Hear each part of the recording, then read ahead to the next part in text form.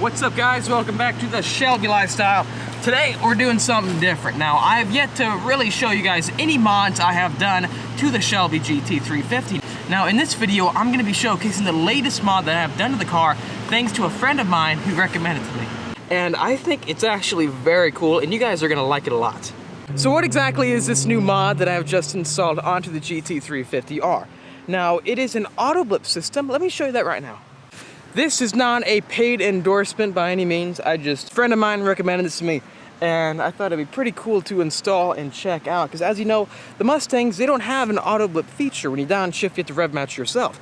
And I've made plenty of videos on my channel about how to rev match downshift, heel toe downshift, everything along those lines. If you have seen my track videos, you can see when I downshift, every time I'm blipping the throttle, it's revving up the RPMs, making a smooth transition between each gear. Now what this does, it takes away all the driver involvement with that, and it automatically does it for you.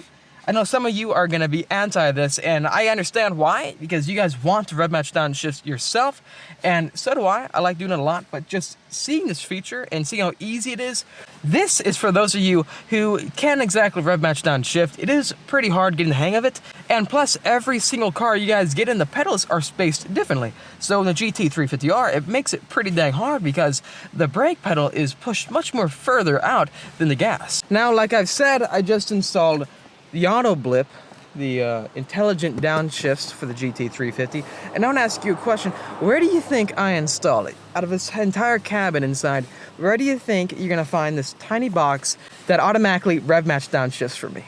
Go ahead and look around and put in the comment section down below where you think I installed this system. I think the hiding place is just perfect. So pause the video, go ahead and comment down below, and let me know what you think.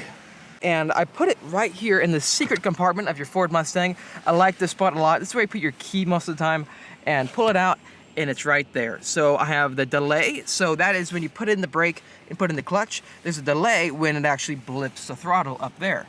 Now, what you want to do is you want to time that delay so that the second you downshift and release the clutch, all the RPMs match up perfectly. The GT350R is on. This thing is so crazy how mean it sounds. Comparing this to really any other car, I've never heard a car that sounds this crazy before. So just for the sake of us driving a GT350R, I've got to put it into loud mode. So loud mode engaged. Yeah, you guys hear that? Let's just give it a bit of a, yeah, okay. Let's keep it down. Just installing this, it's pretty cool, I think. I think how intuitive this feature is, and that the newer Mustangs, yes, they do have this feature coming out, the 2019s. But at the same time, I do have a lot of people I know that can't exactly heel toe downshift because maybe an injury, or they just can't physically bend their foot like that. So this feature would be perfect for all of you who want to track, let's say your GT350, for example, or your S550 Mustang, and you don't want to worry about heel toe downshifting. Just install this and it all works out. Unfortunately, I did not film the installation of this project. It was pretty dang late at night and I couldn't get the right exposure for the camera, but nonetheless, I'm going to show you how I put it in. So like I said, I hid the auto blip system inside this secret compartment in your Ford Mustang. I think the placement of that is just perfect. It's easy access, and so far through the little time I have used it, I think it's very easy to adjust and put it back inside. I know I have seen a few other people that have done this before and put it there, and I saw it and I had to do it. It looked so cool. Now you may be wondering, how does the system work? How come when I put in the brake and in the clutch, it's blipping the throttle? It's actually very simple. It comes with a bunch of cables that you just simply clip on to the existing hardware next to the pedals. Okay, next up, guys, I'm going to show you how this actually works while driving.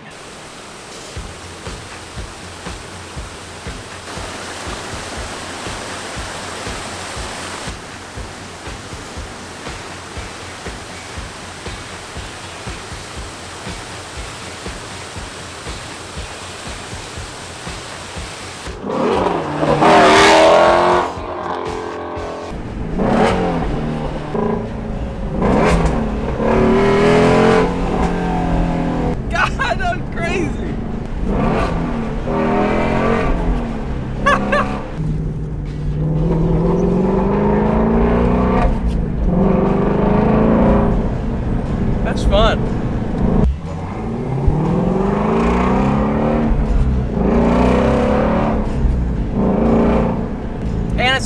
fun because you can be relaxed driving and you can get some attention by simply just rev match downshifting. Like that. Yeah. I think it's pretty cool, you know, because it makes it so that you don't have to always worry about doing it yourself. Personally, I'm going to keep this turned off on the track, but for plain old city driving, I think it's going to be a fun little quirk that you can always engage in whenever you want to, you know, rev up the car and have some fun. And also, it may seem like it's redlining, but really it's not getting that high in the RPM. The car is just so loud, and the sound is bouncing off of everything, making it like 10 times better.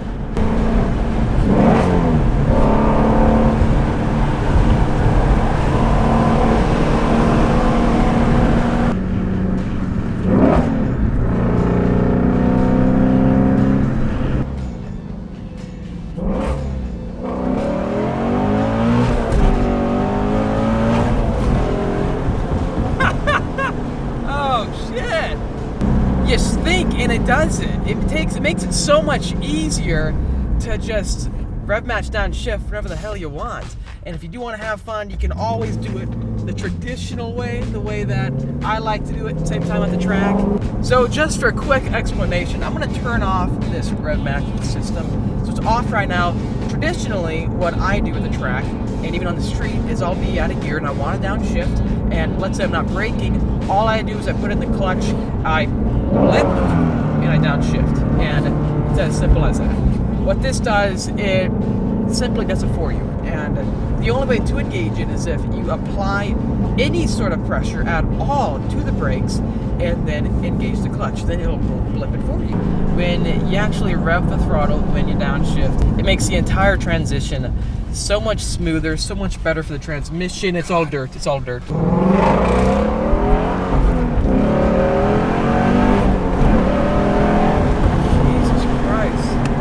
What you need to focus on is that how many seconds it actually takes you to do the entire downshift once you brake. So you put on the brake, you engage the clutch, you change the gear, and release the clutch. And within that time span, let's say it takes you 2 to 3 seconds, you need to adjust all the timers on this auto blip system so that the second you release the clutch, the RPM is matched just perfectly. Now let's say you have all this timed perfectly and you've got everything calibrated. Now let's say you go to downshift and you release the clutch too soon.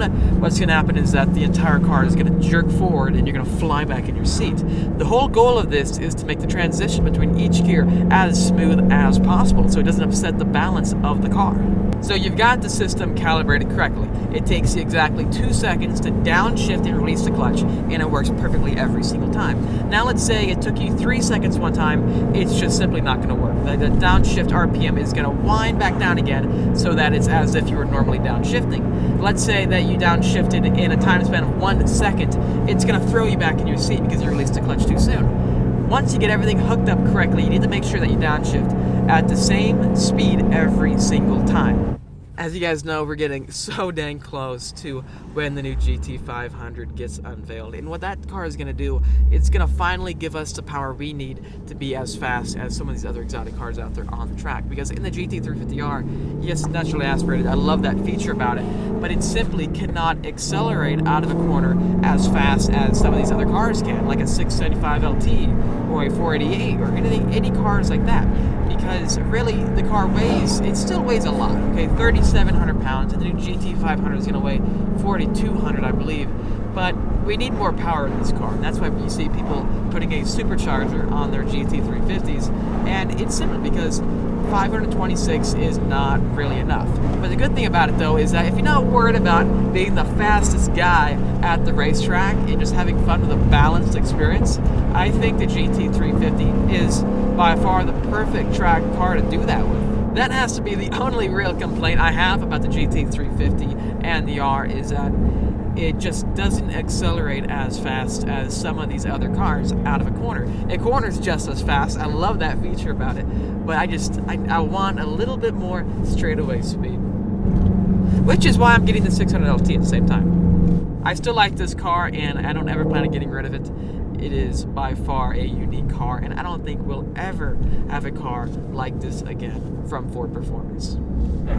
Anyways, guys, hope you liked this video. I sure did. Now, this is just an awesome mod. It only costs $400, and yes, it seems like a lot, but the amount of value you get out of it, the performance you get out of it, I think it's one of the best mods you can possibly get for your Mustang. And it makes you such a better driver on the street and on the track, especially if you do not know how to heel toe downshift or rev match downshift. Thanks for watching this video. If you liked it, make sure to comment down below what you think. Also subscribe for much more of the Shelby Lifestyle and like the video. I'll see all of you in the next episode.